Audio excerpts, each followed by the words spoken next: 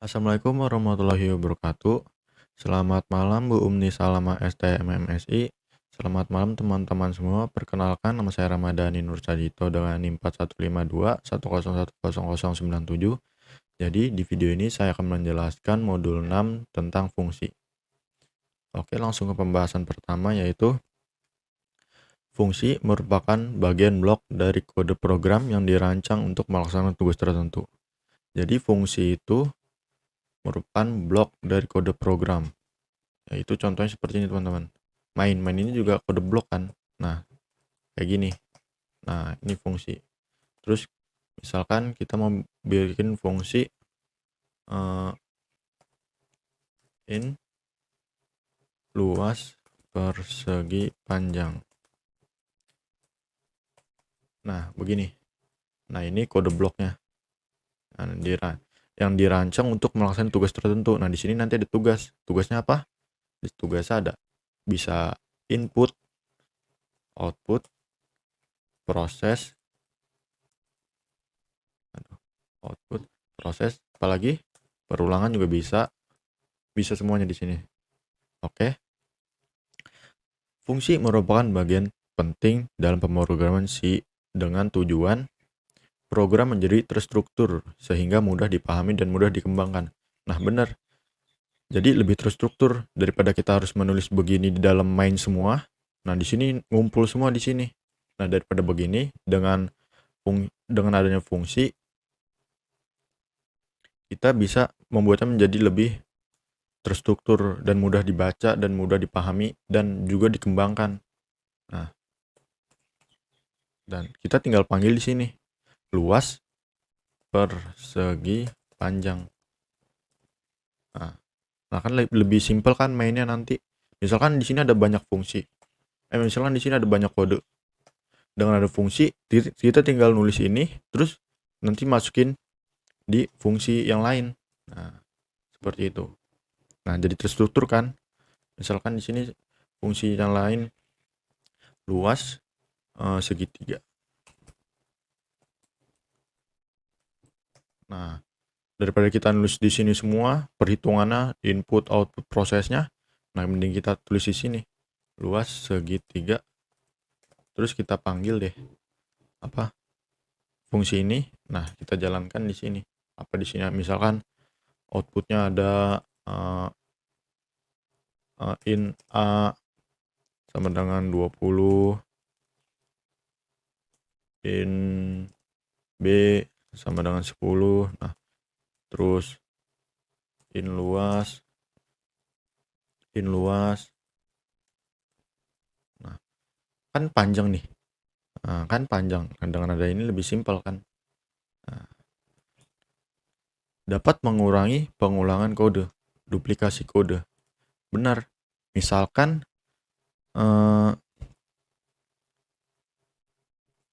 di main ini udah ada namanya integer A, B. Sedangkan nanti pas kita mau misalkan kita pakai integer A lagi, nabrak jadinya teman-teman. Nah, di sini kita deklarasi in A lagi. Nah, kan ini nanti ada duplikasi kode nih. Ada duplikasi variabel. Nah, seperti itu.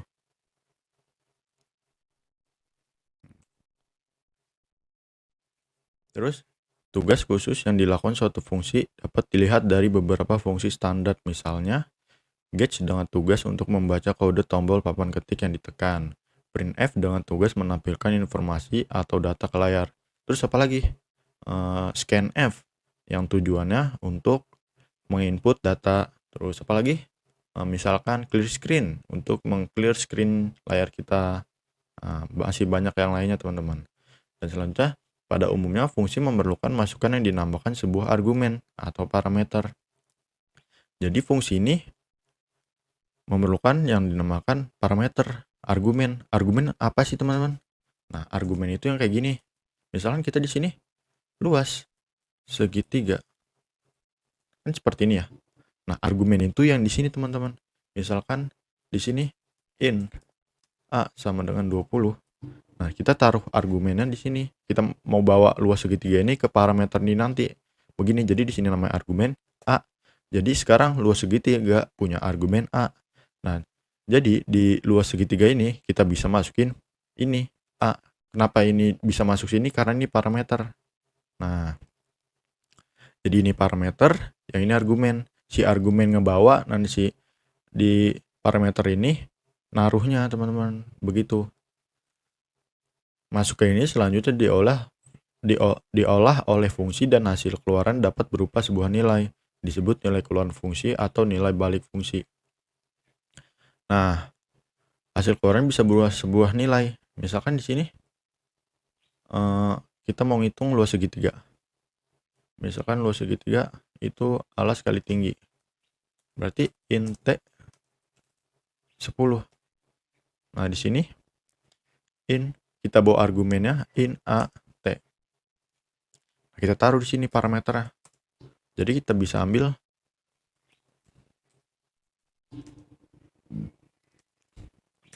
parameternya. Kita misalkan mau menghitung luas segitiga, luas. Kita deklarasiin dulu luas. Nah, luas sama dengan alas kali tinggi bagi 2. Nah, seperti itu. Hasilnya bisa kita balikan dengan return luas. Nah, jadi nanti luas segitiga ini akan membalikan nilai, yaitu luas. Atau kita bisa mencetak langsung cout luas, nanti dia akan mencetak luas. Nah, seperti itu.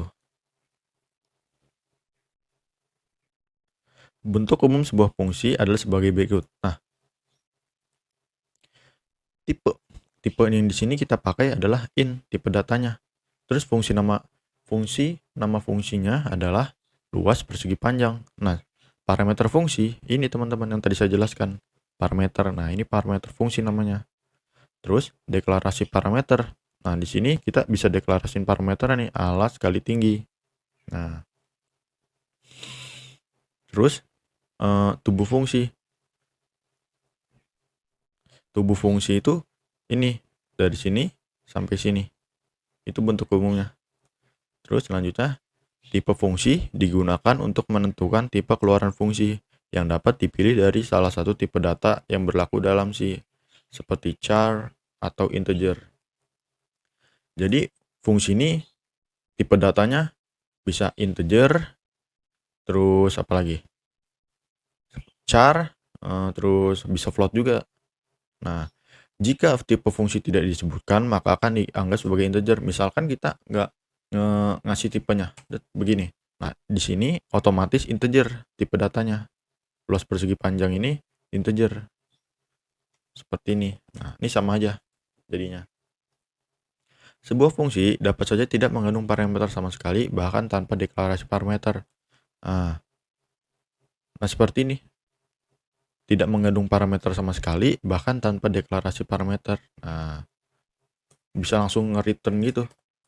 Nah, bisa langsung return gini. Nah, seperti ini. Return 0. Nah, ini ada penjelasannya. Pada fungsi di atas dapat dijelaskan sebagai berikut. Tipe fungsi tidak disebutkan berarti berkeluaran tipe in. Nah, iya benar. Ini kan inisialisasi itu nggak ada tipe datanya, nggak disebutin tipe fungsinya. Berarti inisialisasi ini integer. Terus inisialisasi adalah nama fungsi. Ya, ini inisialisasi adalah nama fungsinya. Tanda tutup buka tutup kurung menyatakan bahwa fungsi tidak memiliki parameter. Nah, iya di sini karena kosong. Berarti tidak ada parameternya.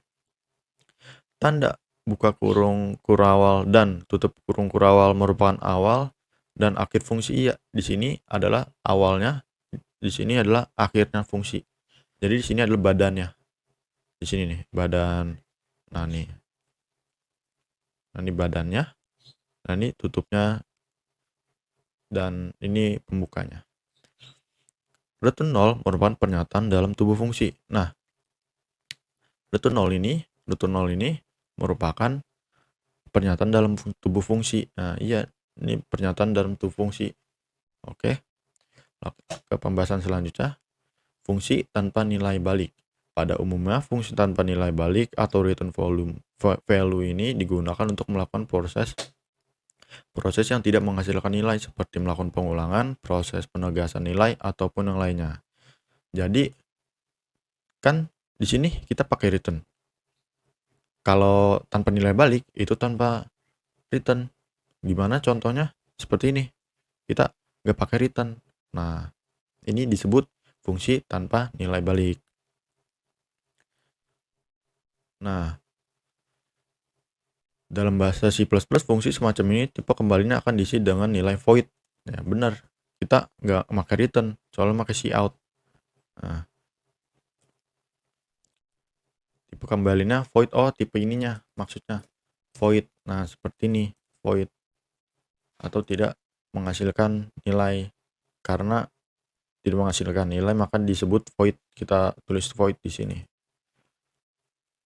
Terus selanjutnya, bentuk umum fungsi tanpa nilai balik adalah sebagai berikut. Nah, nama fungsi, statement yang akan dieksekusi. Seperti sama ya.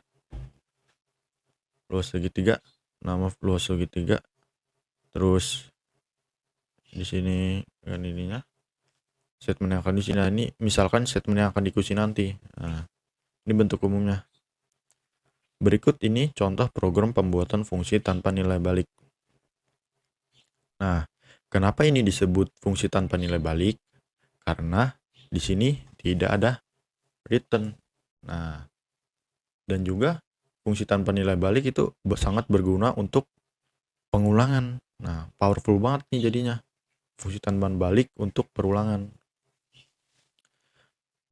Jadi, tulis 10 kali dipanggil. Berarti di sini tulis 10 kali tanpa argumen, tanpa ada parameter. Langsung jalankan ini. InJ, terus pengulangannya, dia akan mencetak belajar bahasa selama kondisi ini benar. Nah, kondisi ini salah kan, kalau J-nya sudah 10, berarti mencetak kondisi J-nya ini 11, jadi akan mencetak sampai 10. Dan program dijalankan akan didapatkan output sebagai berikut.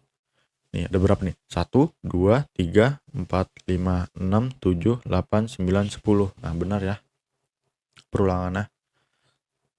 Nah, ini penjelasan bila diperhatikan secara teliti, fungsi 10 kali dalam program di atas tidak akan menghasilkan nilai. Iya, tadi saya bilang, di sini kadang ada return value. Nah, melainkan melakukan proses yaitu penulisan teks belajar bahasa C sebanyak 10 kali. Iya, di sini. Nah, fungsi semacam ini disebut dengan fungsi tanpa nilai balik. Nah, benar kan? Void function. Nah, seperti itu. Sebenarnya sebuah fungsi tanpa nilai balik juga dapat digunakan untuk menghasilkan nilai dari suatu proses tertentu, yaitu dengan menampungnya ke dalam suatu parameter. Nah, jadi fungsi tanpa nilai balik ini bisa nampung parameter juga sebenarnya. Misalkan luas segitiga A kali T. Ya benar sama kayak saya tadi. Jadi float A, float T. Nah, bisa nampung parameter. Jadi fungsi tanpa nilai balik itu bisa menambahkan parameter, teman-teman. Nah, sekarang pembahasan selanjutnya yaitu fungsi dengan nilai balik. Nah, cara bedain gampang kan? Tadi tanpa nilai balik itu tanpa ada return. Nah, kalau fungsi dengan nilai balik ini harus pakai return, maka itu disebut fungsi dengan nilai balik. Jadi bedain gitu, teman-teman. Ada return berarti itu fungsi dengan nilai balik. Nggak ada return berarti itu fungsi tanpa nilai balik. Nah, berbeda dengan fungsi tanpa nilai balik yang hanya mengandung proses tanpa adanya nilai kembalian. Nah, tanpa nilai kembalian berarti tanpa return. Fungsi tanpa nilai balik yaitu fungsi yang digunakan untuk melakukan proses-proses. Iya, kayak misalkan kayak mencetak, perulangan, seperti itu yang tadi contoh, teman-teman, yang berhubungan dengan nilai. Adapun cara pendefinisiannya adalah dengan menuliskan tipe data dari nilai yang akan dikembalikan di depan nama fungsi. Nah, bentuk umumnya seperti ini. Tipe sama kayak tadi, tipenya bisa float, integer, char. Terus data nama fungsi, tipe data, nama fungsi Nama fungsi misalkan luas segitiga, terus parameter 1, parameter 2, ada banyak. Oh iya teman-teman, parameter tuh bisa sampai banyak, gak cuma 1, 2, di sini juga bisa sampai 3, 4, maksudnya parameter 3, 4, 5 bisa banyak, bisa sampai 100 gitu. Gak cuma 1, 2. Nah, terus buka kurung, statement yang akan dieksekusi. Nah, return nilai balik. Nah, ini yang membedakan fungsi dengan nilai balik fungsi dengan nilai balik tanpa nilai balik. Nah, berarti di sini disebutnya kenapa fungsi dengan nilai balik, karena di sini ada return. Kalau nggak ada return, apa? Fungsi tanpa nilai balik. Nah, gitu aja. Sebagai contoh di bawah ini terdapat fungsi sederhana yang berguna untuk menghitung nilai luas bujur sangkar. Oh, ini ada contohnya teman-teman. Oke, hitung luas bujur sangkar. Nah, ini ada return. Berarti hitung luas bujur sangkar ini adalah fungsi dengan nilai balik. Nah, iya. Langsung saja kita praktekkan. Aduh, kok nge-lag?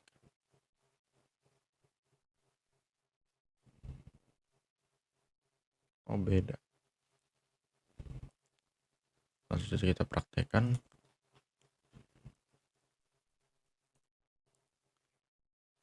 Nah, integer L berarti enggak, kita mulai dari main in S luas masukkan nilai sisi, scan D. Nah, di sini kita menaruh return value-nya ini di variabel luas. Nah, jadi kita deklarasi S luas itu integer, printf masukkan nilai sisi, misalkan nilai sisinya 4, berarti S sekarang 4. Luas, ini kan luas variabel luas, isinya hitung luas bujur sangkar dan bawa parameter S tadi kan 4. Berarti di sini parameter ini sekarang 4. In L, kita definisi L lagi. Maksudnya kita definisi L yang hitung luas maksudnya. Terus variabel L sama dengan sisi kali sisi. Ini parameter sisi ini kan 4. Kita bisa taruh langsung ini. 4 kali 4 sama dengan 16. Jadi L sekarang adalah 16. Jadi kan kita ngebalikin return nih ke luas bujur sangkar. Berarti variabel ini sekarang adalah 4. Luas bujur sangkar adalah 4. Nah, seperti itu logikanya teman-teman. Nah, bila program dijalankan, akan didapatkan output sebagai berikut. Masukkan nilai sisi. Nah, tadi kan saya masukkan nilai sisinya 4. Luas bujur sangkar adalah 100. 10 kali 10, 100. 4 kali 4, 16. Berarti logikanya sama ya teman-teman. Oke, kita lanjut ke pembahasan berikutnya, yaitu memberi nilai akhir fungsi. Sebuah fungsi dapat mempunyai nilai keluaran seperti diperlihatkan pada contoh di atas. Dan di dalam fungsi pernyataan yang diberikan untuk memberikan nilai akhir fungsi dapat berupa pernyataan return. Nah, iya benar. Contoh program berikut ini memperlihatkan penyusunan dan penggunaan suatu fungsi. Kita lihat. Nah, iya.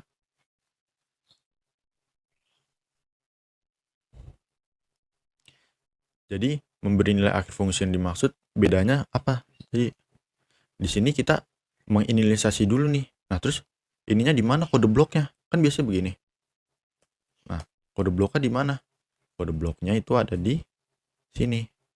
Nah, jadi kita di sini menginisialisasi terlebih dahulu dan kode bloknya di sini nanti. Kok bisa begitu? Karena di sini inisialisasi kita panggil, berarti ke sini dulu dan ini akan menjalankan ini. Seperti itu alurnya. Nah, ini contoh hasil eksekusinya nanti teman-teman. Program di atas sekaligus menjelaskan bahwa suatu fungsi cukup mendefinisikan satu kali. Nah, iya. Kita nih bisa memakai fungsi berkali-kali. Nih, buktinya di sini bisa, di sini bisa. Terus kita mau memakai inisialisasi lagi. Z sama inisialisasi lagi. Inisialisasi lagi. Bisa. Terus mau dipakai lagi? Bisa. Apa misalkan P inisialisasi lagi.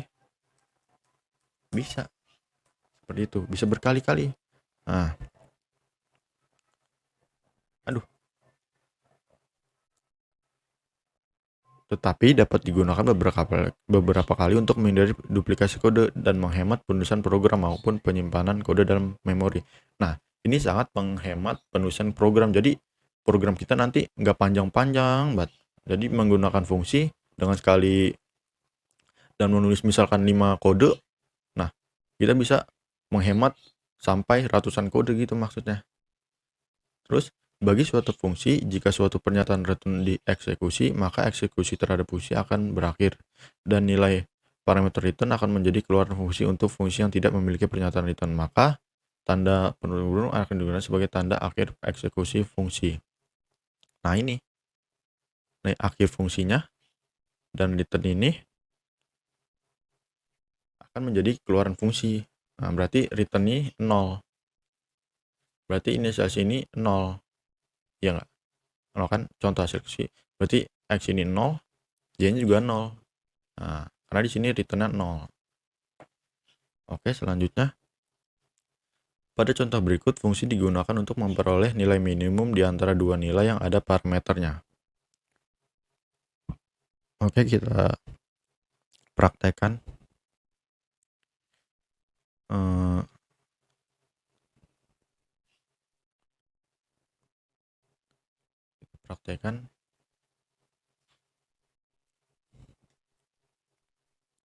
Nah, di sini hasil keluaran begini, oke? 20 dan 44. Nah, di sini kita inisialisasi dulu nih minimumnya. Kenapa? Biar nanti bisa ngebaca minimum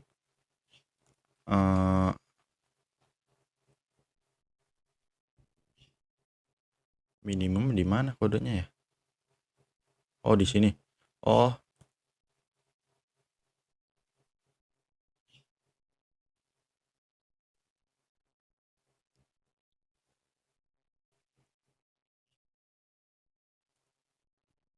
Nah, XY, in XY. Jadi di sini nggak usah nulis kayak in X, in Y. Jadi deklarasinya itu langsung di sini. Nah, di sini. Terus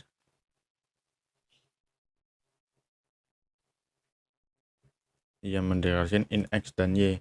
Penentuan nilai keluaran fungsi dilakukan pada tubuh fungsi dengan pernyataan if X kurang dari sama dengan Y, return X, else return Y.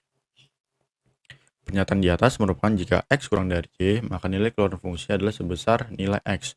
Untuk keadaan selainnya, X lebih dari Y, maka keluaran fungsi adalah sebesar Y.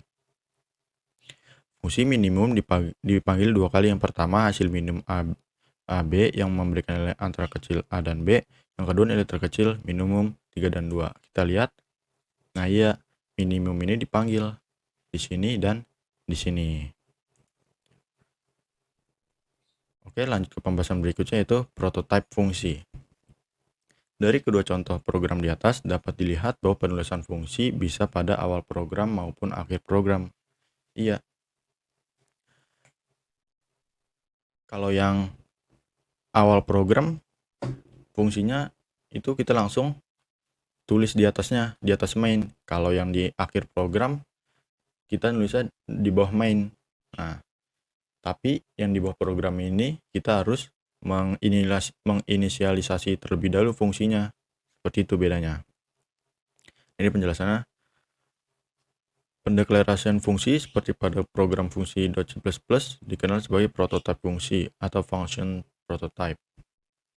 Prototype fungsi digunakan untuk menjelaskan kepada compiler mengenai tipe keluaran fungsi, jumlah parameter, tipe dari masing-masing parameter. Nah, bagi compiler, informasi dalam prototype akan digunakan untuk memeriksa keabsahan validitas parameter dalam pemanggilan fungsi.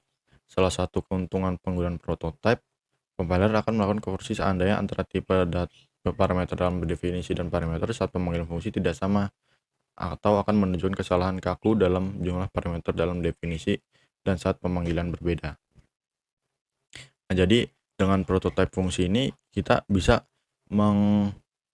meminimalisir kesalahannya teman-teman dalam suatu parameter kalau definisinya pemanggilannya berbeda. Nah, seperti itu. Nah, ini ada contohnya. Oke, kita langsung saja praktekkan.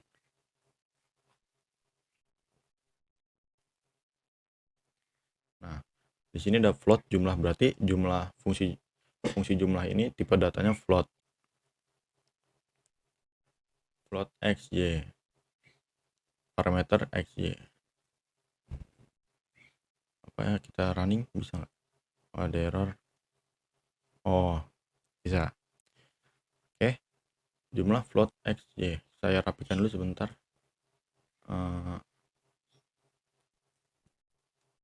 Udah rapikah? Nah, sebenarnya cukup. Nah, di sini kita mulai.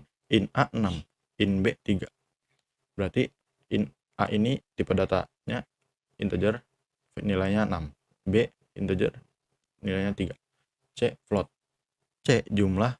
A ada fungsi jumlah nih. Berarti jumlah ini dipanggil jumlah, terus ada argumennya. Argumen itu A sama B. Nah, jadi si jumlah ini bawa 6, terus B-nya 3, berarti bawa 3 float Y-nya. Langsung kita proses di sini. Nah, float X ini kan 6, berarti Y sekarang juga 3. Nah, ini returnnya. Nah, ini fungsi dengan nilai return. Nah, returnnya ini X 6 ditambah 3, 9. Berarti jumlah ini, C ini sekarang adalah 9. Terus mengeprint ini A plus B sama dengan, berarti C sekarang 9, A plus B sama dengan 9. Ngeprint A plus B sama dengan 9. Nah, selanjutnya hasil penjumlahan jumlah dipanggil lagi nih. 20,1 0,9. Berarti di sini 20,1, Y-nya 0,9. Di sini kita tulis lagi 20,1 0,9. Nah, ini ada penjumlahannya. 20,1 ditambah 0,9 adalah 30. Kita lihat programnya. Oh 0,9. Ya, 21. Ya, jelas ya. Oke, lanjut ke pembahasan berikutnya. Fungsi rekursif. Rekursif adalah suatu proses dari fungsi yang memanggil dirinya sendiri. Fungsi yang seperti ini disebut fungsi rekursif atau recursive function. Dalam sebuah fungsi rekursif pemanggilan dapat terjadi berulang kali.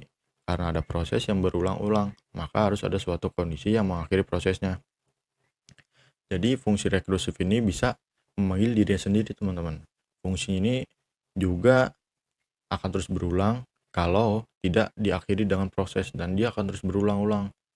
Nah, nih, jika tidak, maka proses tidak akan pernah berhenti sampai memori yang digunakan tidak dapat menampung lagi. Nah, ini bahaya nih. Kalau proses tidak berhenti, memori kita akan digunakan terus untuk menampung-nampung, terus ngulang-ulang, terus gitu. Nah, pemecahan masalah dengan pendekatan rekursif dapat dilakukan jika masalah tersebut dapat didefinisikan secara rekursif, yaitu masalah dapat diuraikan menjadi masalah sejenis yang sederhana. Oh, jadi masalah-masalah dengan pendekatan rekursif ini, masalahnya nanti itu akan menjadi masalah yang sejenis yang lebih sederhana, teman-teman. Nah, ini untuk contohnya, teman-teman. Contohnya kita kopas dulu biar agar lebih rapi. Oke, contohnya. Oke, kita mulai pembahasannya. Dalam fungsi rekursif harus ditentukan kondisi perhentian dulu. Nah, jadi kita harus tentuin dulu nih. Nah, kondisi perhentiannya itu ada di sini. Kondisinya yaitu perhentiannya jika nilai n kurang dari sama dengan 0. Nah, ini kondisinya. Kondisi perhentian maksudnya. Setiap kali fungsi memanggil diri sendiri, nah setelah memanggil dirinya sendiri, nah ini kan memanggil diri sendiri di sini. Nah, kalau ini true memanggil diri sendiri, nilai n akan dikurangi dengan nilai 1, n kurang 1. Nah, sehingga nilai n akhirnya akan menjadi 0 dan proses rekursif akan berakhir sehingga fungsi ini akan memanggil diri sendiri sebanyak n kali. Nah, jadi kita baca programnya. Di sini ada main. Nah, di sini main. Main itu integer x sama 3. Maksudnya integer variable x bertipe data integer nilai 3. Terus kita manggil rekursi. Rekursi itu ada di atas ini. Rekursi, terus rekursi ini bawa argumennya. Argumen x ini 3, berarti buat 3. Nanti parameternya. Parameter rekursi itu berarti sekarang x atau 3. Nah, sekarang kita jalankan ini. Rekursif ini. In n berarti sekarang n3, static nj sama dengan 0, berarti sekarang j 0.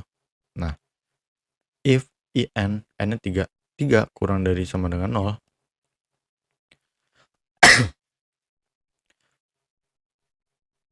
false, maka akan menjalankan ini sampai kondisinya ini salah. Kondisi ini benar akan nge-return, maksudnya sampai kondisi ini benar akan nge-return, baru nge-return. Nah, ini kan masih salah kondisinya, berarti n kita cetak n sekarang 3, berarti 3, terus j nya nambah 1, berarti j nya sekarang 1.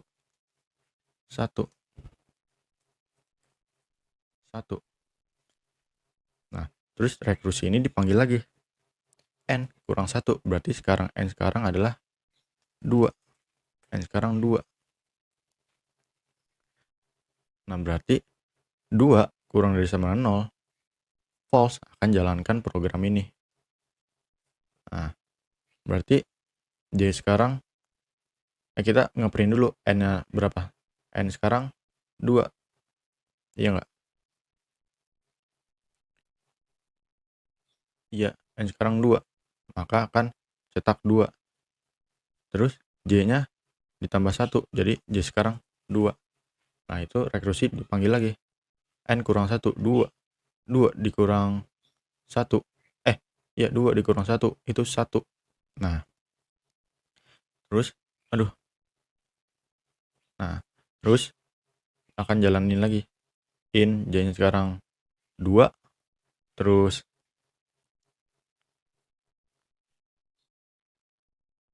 ulang lagi nih jadinya. Sampai dipanggil terus sampai kondisinya salah di sini. Kondisinya benar. N kurang dari sama 0 gitu. Coba kita jalankan.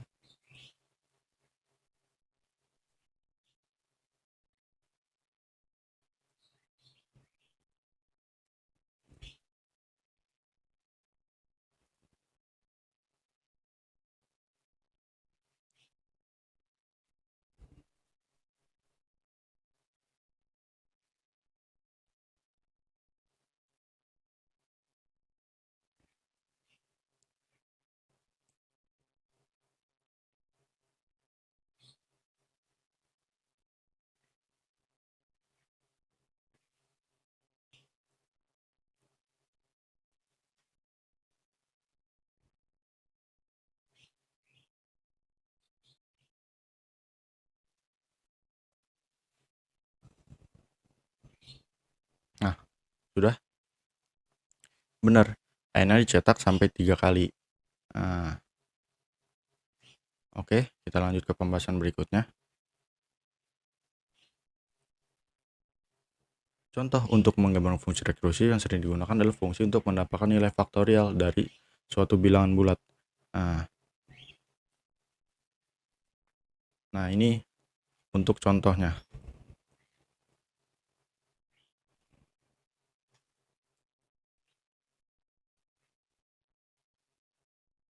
Dan ini penjelasannya. Penjelasannya berarti return 5. Kan di sini kenapa 5? Karena kita inputnya 5. Berarti A sekarang adalah 5. Karena dapat dari faktorial n ini. N ini kan berarti tadi 5. Jadi A sekarang 5. Berarti sekarang 5. 5 lebih dari 1. Benar. Maka jalankan return ini. A dikali faktorial A min 1. A-nya 5, faktorial A min 1 itu berarti 4. Iya kan? A kurang 5, maksudnya A kurang 1, 5 kurang 1, 4. Nah, terus faktorial 4. Nah, ini return faktorial 4, 5 kali faktorial 4. Terus faktorial 4, faktorial ini dipanggil lagi, return ini lagi 5 kali 4 terus kali faktorial lagi. Nah terus nge-return lagi 5 kali 4 kali 3 dikurang 1, 2, jadi faktorial 2 sekarang. Terus ngulang lagi 5 kali 4 kali 3 kali 2 kali faktorial 1. Kenapa 1? 2 dikurang 1 sama dengan 1. Terus selesai, karena 1 kondisinya salah, 1 lebih dari 1 salah, maka akan ngasilin return 1. Nah coba kita coba.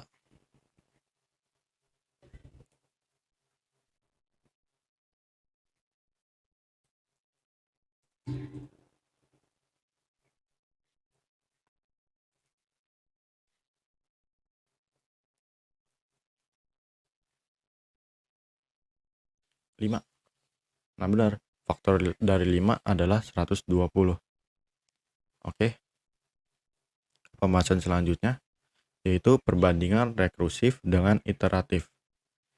Kekurangan fungsi rekursif. Nah kekurangan itu memorinya lebih banyak untuk menyimpan activation record-nya dan variabel lokalnya itu sendiri, karena kan nyimpan di variabel lokal sendiri. Terus activation record diperlukan waktu proses kembali kepada pemanggil. Nah itu. Nah, memerlukan waktu lebih banyak untuk menangani activation record. Nah, bener, waktu yang dipakai itu banyak banget. Nah, selanjutnya secara umum gunakan penyelesaian rekursif hanya jika penyelesaian sulit dilaksanakan secara iteratif. Nah, execution dengan cara rekursif sudah memadai. Nah, efisiensi bukan masalah dibandingkan dengan kejelasan logika program. Bener banget. Rekursif itu kadang-kadang suka bikin bingung gitu.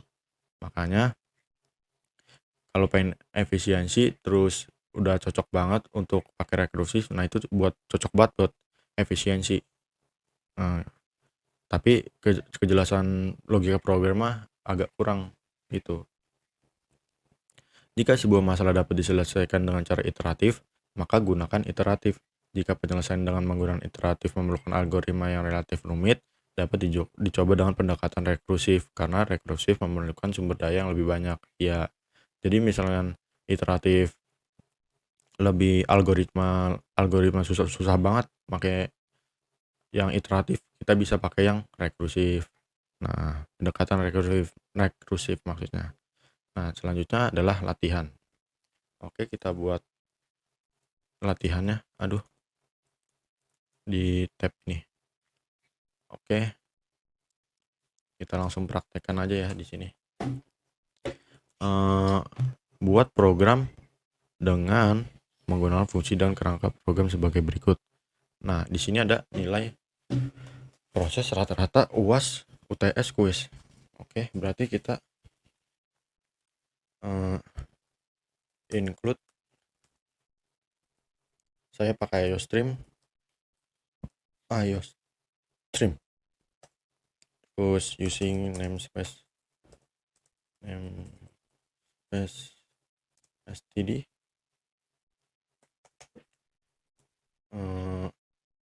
Nah, kita bikin mainnya langsung.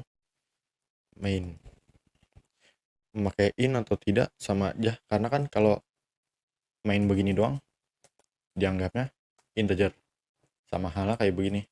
Nah, saya mau nulisnya begini aja, main, terus ada variabel apa aja nih, UTS, UAS, kuis ya. Berarti kita mau isi float aja. Kenapa float? Karena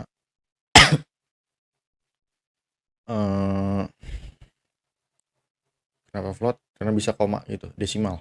Iya, float UTS UAS kuis. Terus cetak rata-rata, enggak, panggil nilai. Berarti di sini kita input dulu nilainya. Kita panggil dulu, masukkan nilai UAS. Yang masukkan nilai UAS ya, input UAS, input UTS biar cocok gini. Sin input UTS pakai ginian. Nah, terus nggak usah pakai ini, langsung UTS. Nah, terus si out lagi kita samain aja Kita kopas biar agak cepat. Nah, terus kita ganti uas, terus kuis kita ganti jadinya input kuis.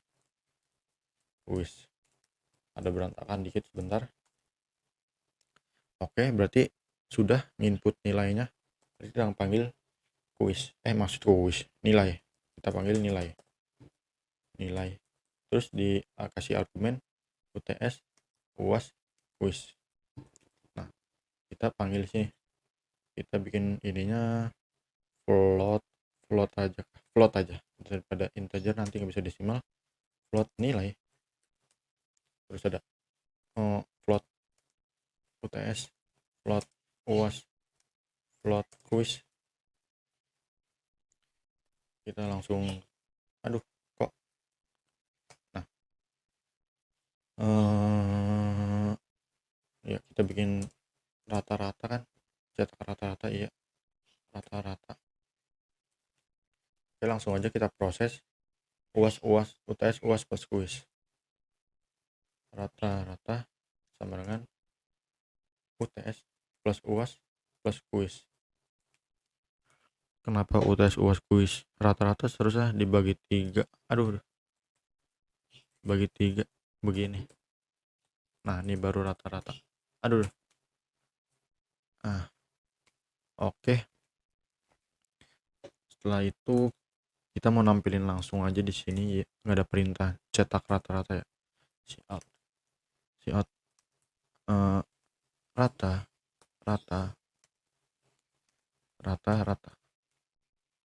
Coba kita tes dulu ada error nggak. Oke, ada error. Kenapa?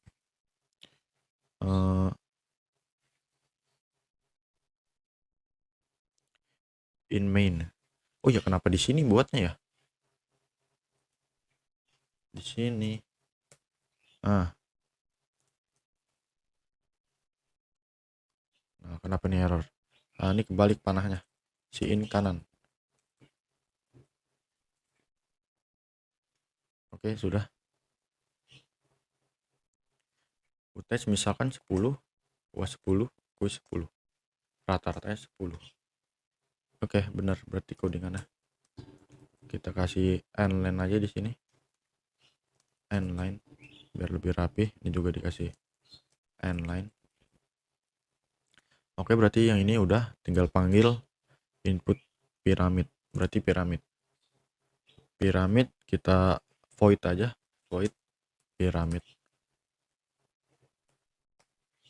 Karena perulangan kita menggunakan void aja, lebih powerful, lebih cocok gitu maksudnya. Terus kita input tinggi piramid dulu. Input tinggi piramid. Input tinggi piramid berarti cout. Kita bikin variabel dulu.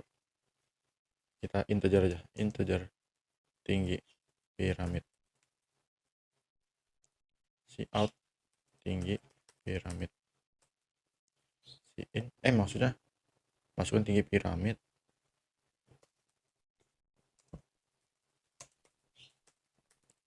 Nah, in tinggi piramid. Nah, oke. Coba 10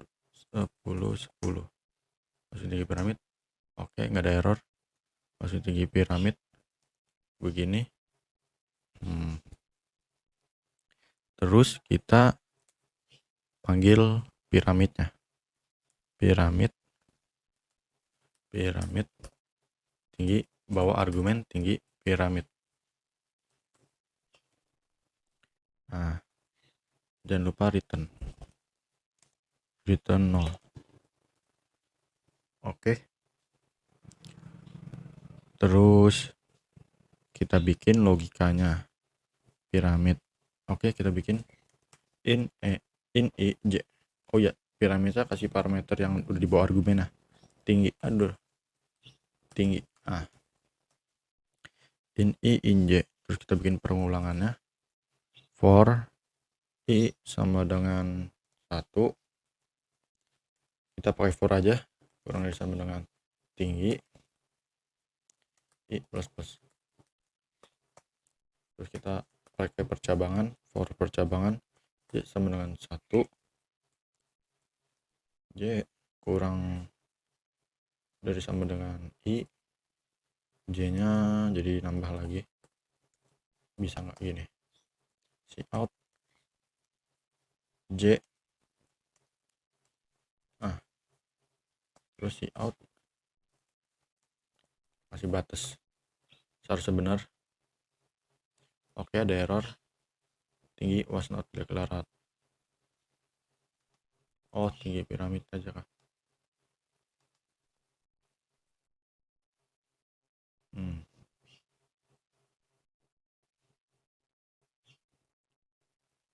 Kayaknya nggak usah tulisan void deh, langsung piramid. Masih error. Oh, kita lupa kasih ini tipenya, tipe data. Integer, ya kan? Void. Oke, saya akan jelaskan programnya, yaitu gimana. Mulainya dari notepad dulu, kita bikin tulisan. Nah, main kita definisi UTS UAS kuis dengan tipe data float, terus tinggi parameter integer. Terus menginput UTS, kita jalankan aja biar lebih jelas. Nah, kita menginput UTS, misalnya UTS 10, terus menginput UAS 10, kuis 10. Nah, setelah diinput akan menjalankan fungsi nilai UTS UAS kuis. Jadi nilai ini akan langsung ke atas ini.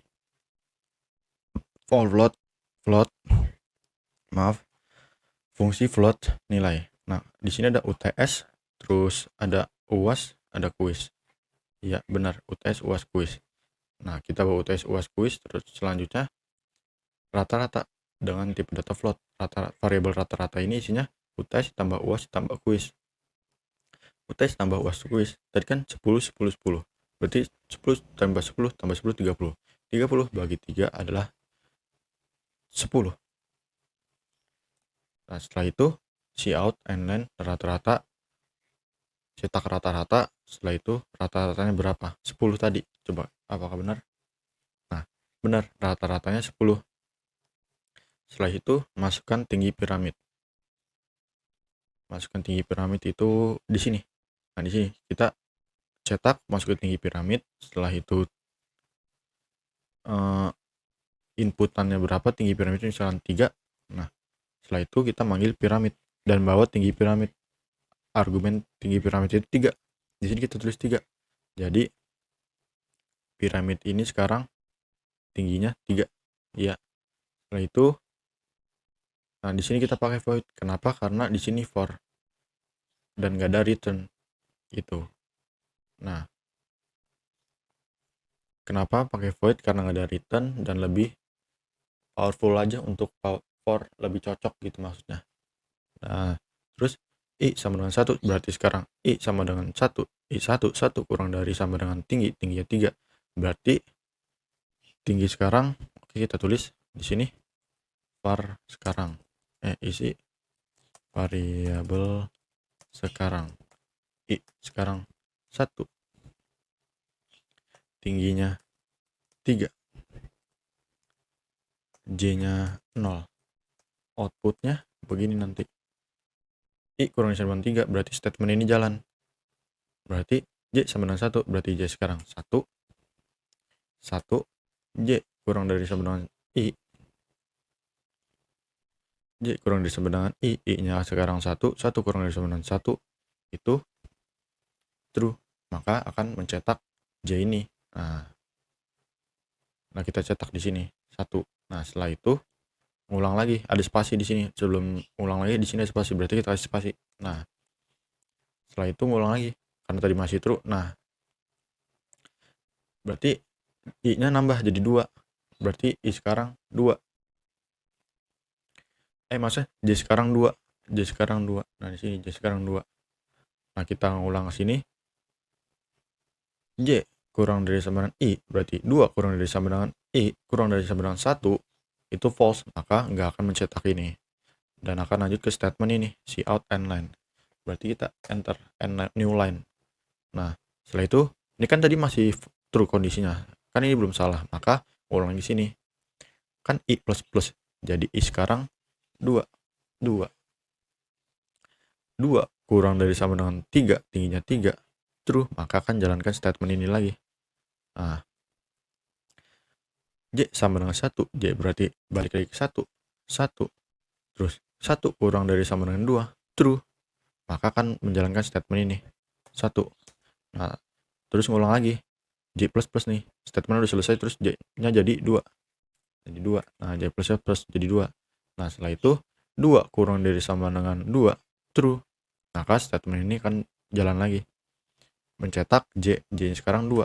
Nah, terus setelah itu ulang lagi karena kondisinya masih true. Kalau belum false. Jadi J. J-nya 3.